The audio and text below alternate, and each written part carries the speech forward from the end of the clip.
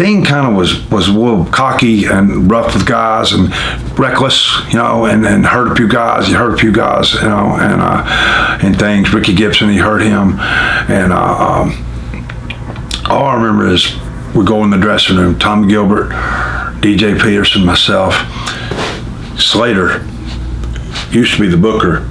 Now Taylor's the booker, had been for a little bit. Terry, and they didn't really like each other, and they're playing cards. So you know something's wrong, you know.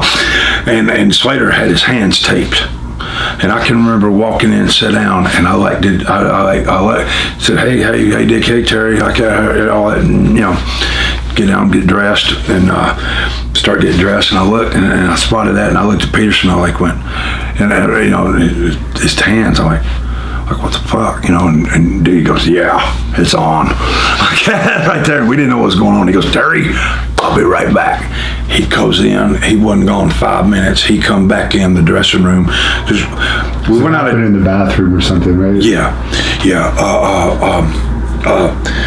We went out of separate entrances, but the dressing rooms, and they dressed over here. We could get together and talk. You know, some of the buildings. That one was Baton Rouge, and the story I heard was Slater went around to Sting and said something about, I guess, Sting, Dark Journey, and a black girl.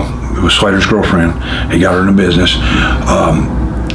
I don't know, they got a fuss fight, broke up or whatever it was, and her and Sting supposedly hooked up, something. I don't know the real story, but that's what he was pissed about.